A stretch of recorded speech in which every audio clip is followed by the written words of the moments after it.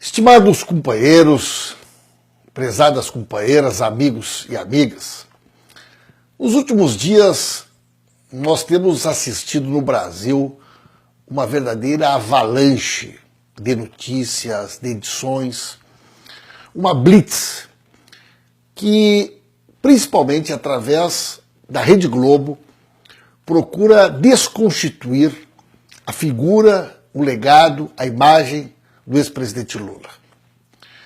E por que isso está acontecendo neste momento? É fundamental que a gente entenda o que está em jogo neste processo. Em primeiro lugar, o aspecto político. A cada nova pesquisa eleitoral para 2018, os índices de popularidade do presidente Lula crescem. A direita, os setores conservadores, a elite do país não tem nenhum nome competitivo. E, portanto, em que pese tudo o que foi feito contra ele, a verdade é que o povo brasileiro cada vez mais reconhece que Lula é a pessoa que pode fazer com que o país saia desta crise econômica, política, civilizatória, em que nós estamos mergulhados no pós-golpe.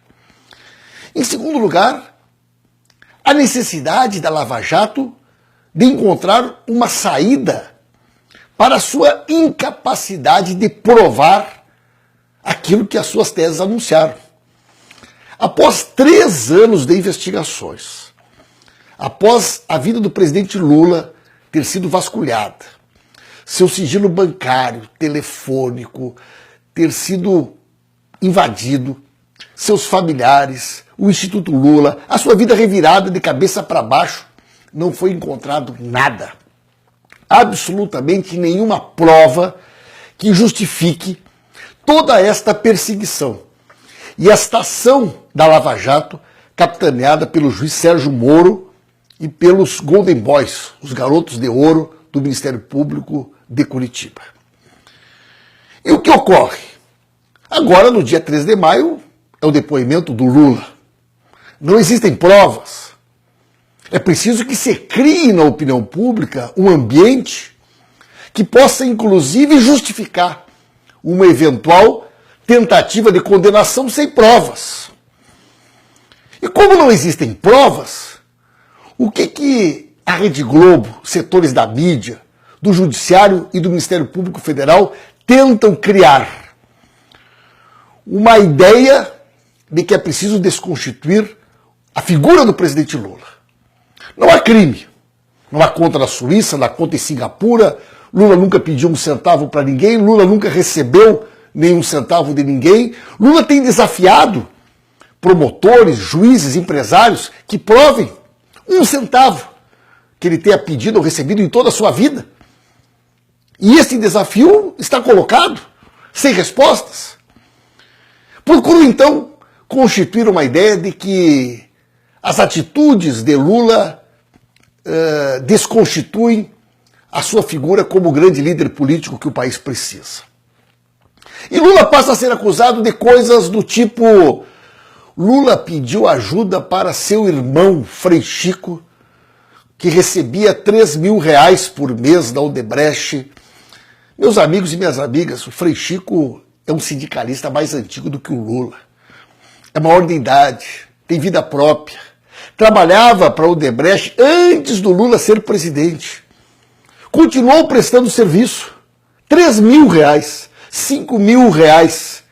Nós estamos falando de uma relação absolutamente legítima, real, entre duas pessoas que o presidente Lula não tem absolutamente nada que ver.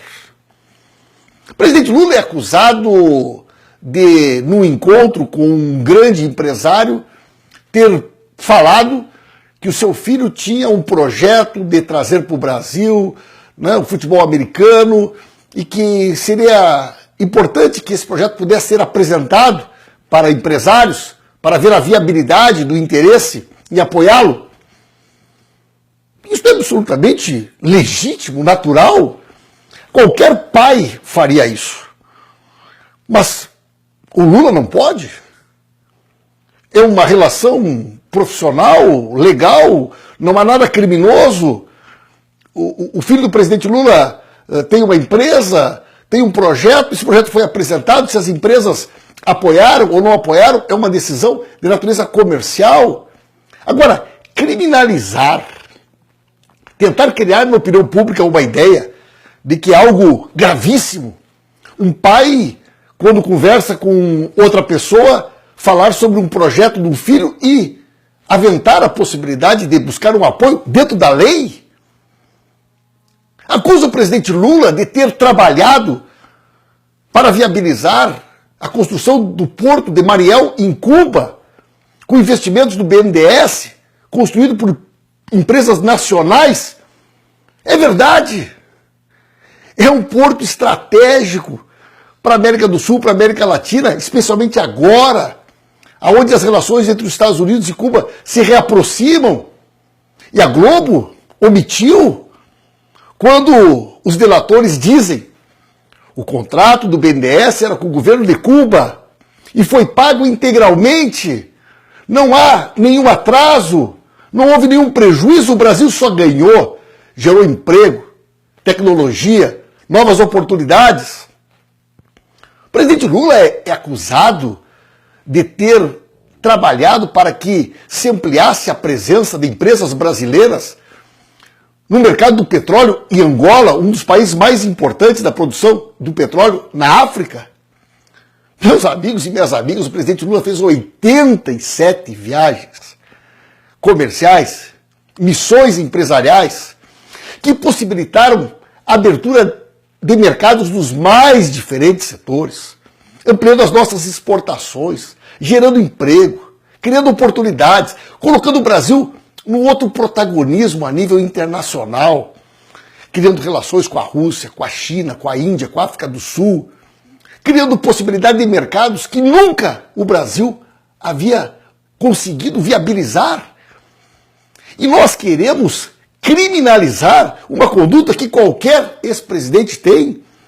Nos Estados Unidos, na França, na Inglaterra, em qualquer lugar do mundo, os ex-presidentes são espécie de embaixadores que viajam pelo mundo, apresentando suas empresas, suas tecnologias, suas potencialidades. E o Lula não pode? Por que o Lula não pode? Porque o Lula é simples, porque o Lula é humilde, porque o Lula é metalúrgico, porque o Lula é do PT? Meus amigos e minhas amigas, há em toda essa história também uma elevada dose de preconceito. O Lula não cometeu nenhum crime. O Lula nunca recebeu nenhum centavo de dinheiro ilícito. O Lula é uma pessoa honesta. O Lula é a principal liderança política popular que surgiu no nosso país ao longo das últimas décadas. O Lula é reconhecido no mundo inteiro pela sua sensibilidade, pela sua capacidade de enfrentar a injustiça, as diferenças, oferecer alternativas e possibilidades de vida para as pessoas mais pobres. O Lula é reconhecido pela sua capacidade de pensar o Brasil para todos, de criar políticas de inclusão que deram a chance de todos os brasileiros e brasileiras sonhar em um dia ser cidadãos e cidadãs plenos de alternativas, de possibilidades e de direitos. Por isso, meus queridos companheiros e companheiras, nós não podemos aceitar que tentem criminalizar o Lula por aquilo que ele tem de melhor. Eu, cada vez que tenho a oportunidade de me encontrar com o presidente Lula, cresce por ele a minha admiração. O Lula é uma pessoa como qualquer um de nós. O Lula é um ser humano. Aliás, ao longo de toda a minha vida pública, eu nunca conheci alguém mais generoso, mais humano, mais sensível. E isto faz com que o Lula parta muitas vezes do pressuposto de que todos aqueles que lhe procuram querem o bem do Brasil. Pode ser empresário, pode ser trabalhador, pode ser sindicalista, pode ser líder religioso. O Lula é uma figura que sempre acreditou que aquelas pessoas que lhe procuraram para ajudar a construir um projeto de fazer deste país um país melhor para todos. Agora, mais do que nunca, nós temos que estar atentos e alertas. O que está em jogo não é pouca coisa. É o futuro político desse país. E a tentativa de criminalizar o Lula, neste esquema que envolve uma manipulação odiosa, perversa e criminosa de setores do Poder Judiciário, do Ministério Público Federal, com uma ampla sustentação da mídia que constrói uma narrativa, especialmente através da Rede Globo, para justificar esta perseguição, não pode ser por nós tolerada. Nós temos que enfrentar esse debate nas redes sociais, nas ruas, porque defender o Lula é defender a democracia. Eu tenho convicção que a resistência democrática é o único caminho que nos resta. Este país só vai ter futuro através da democracia. E uma eleição direta, plena, com Lula como candidato. Se quiserem nos derrotar, que nos derrotem na urna. Apresentem os seus projetos. Digam o que vocês defendem. Mas não impeçam o nosso país de olhar para o futuro e de ter na figura do presidente Lula a grande liderança política que pode sim nos conduzir para enfrentar este cenário vergonhoso que estamos mergulhados hoje, graças a este golpe patrocinado e apoiado por muitos desses que hoje estão à frente desta perseguição que sofre o nosso presidente Lula.